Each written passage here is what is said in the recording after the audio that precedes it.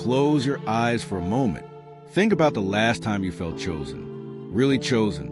Not just tolerated. Not just convenient. But chosen. Now ask yourself this. If that person disappeared tomorrow, would your name be the first one they grieve? Or would they grieve the idea of you? Because there is something quietly devastating happening to millions of people right now. Something no one warns you about when you fall for someone. You can be the person they call first. The one they run to when life falls apart. The one they text at 2 a.m. The one who makes them laugh harder than anyone else. And still not be the one they love. This is not about being unwanted. This is about being everything to someone, except what matters most. Stay with me, because what you are about to understand will change the way you see every relationship you have ever been in. Here's the part that nobody talks about. You are not invisible to them. They see you. They really see you. When you walk into a room, something shifts in them. When you are not there, they notice.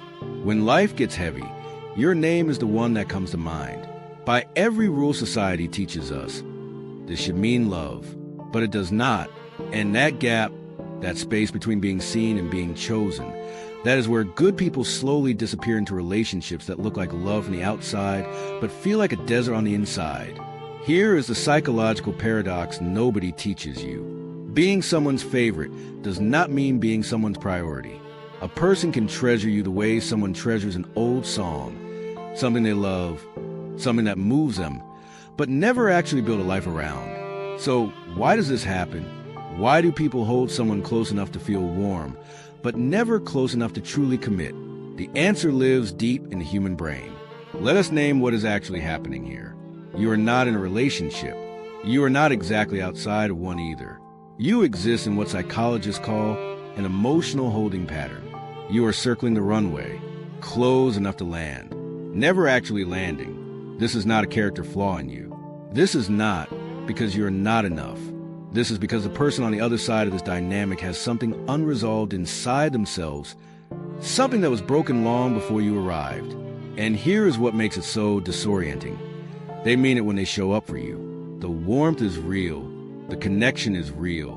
But there's a locked room inside them, and they do not give you the key. To be precise, you are likely the anxious partner leaning in, and they are the avoidant partner pulling back. Dr. John Bowlby, the British psychiatrist who first mapped attachment theory, described it this way. The patterns of love we develop as children become the operating system of every relationship we enter as adults. Think of it like a phone that was set up incorrectly from the beginning. The apps work, the screen lights up, but something in the core programming keeps causing errors. And most people do not even know the error is there. People who typically grew up in environments where emotional availability was inconsistent. A parent who was sometimes warm and sometimes cold. Love that felt like weather. You never quite knew what you were waking up to. So the child's brain learned something dangerous. It learned that closeness is followed by pain. That the people who love you are also the people who leave, disappear, or turn cold. Dr. Mary Ainsworth, who built on Bowlby's work through her famous strange situation experiments, showed that children exposed to this kind of inconsistency develop what she called avoidant attachment. Here's the metaphor. Imagine a person who is deeply thirsty. They can see the water. They want the water. But every time they have reached for water in the past, they have been burned. So now, standing right beside it, they pull back. That is the avoidant partner. Not cold, not heartless, burned. They keep you close because you feel safe at a certain distance. But the moment real intimacy approaches, the kind that requires full surrender, something in their nervous system sounds an alarm, and they retreat, not always visibly, sometimes just internally. Dr. Amir Levine, in his landmark book Attached, calls this the proximity paradox. The avoidant individual craves connection, but is wired to protect themselves from it at the deepest level. And here's the hardest truth. You, the anxious partner, the one with all the warmth, the one who keeps showing up, you actually deepen their avoidance. Not because you are wrong, but because your emotional availability triggers the very system inside them that learned to fear closeness. You are the favorite. The evidence is everywhere. But in their heart, in that locked, unexamined, unhealed place, they cannot let you be the one. What do you do with that? First, understand this. You cannot heal someone else's attachment wound.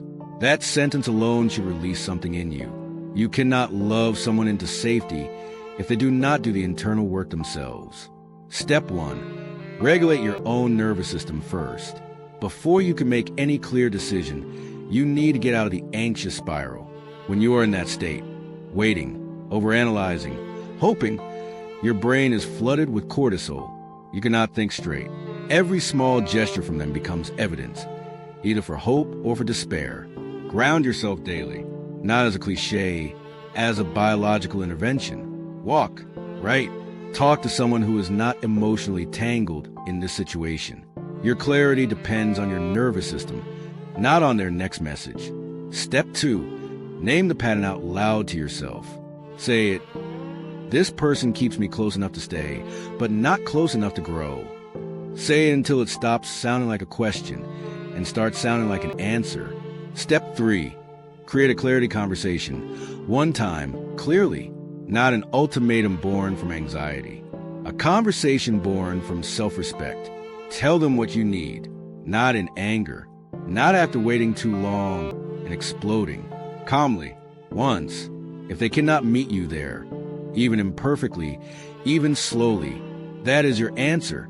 If the conversation fails, do not try to fix it again immediately. Give space. Real space. Not the kind designed to make them chase you. The kind designed to show yourself that you can exist without orbiting them. Because here is what changes avoidant people. If anything does, not more closeness, not more patience, but the real, credible possibility that you will actually leave. And more importantly, the discovery that you are valuable enough not to wait. I want to ask you something personal before you go. Have you ever been in this place where you were clearly someone's favorite, clearly seen, but somehow still not truly chosen? Attachment theory says this is more common than loneliness or heartbreak. It is one of the most widespread sources of silent suffering in adult relationships. And it does not matter who you love.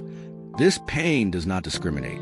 If this video helped something click for you, even a little, drop a comment and tell me which part hit hardest. I read them, everyone. And if someone you know is living in this right now, send it to them quietly. Sometimes the most important thing someone needs is just a name for what they are feeling.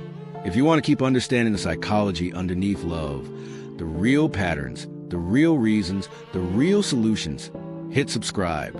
We go deeper, not with advice that sounds good, but fades in a day, with the kind of understanding that actually rewires how you see yourself and the people around you. You came here for a reason. Stay.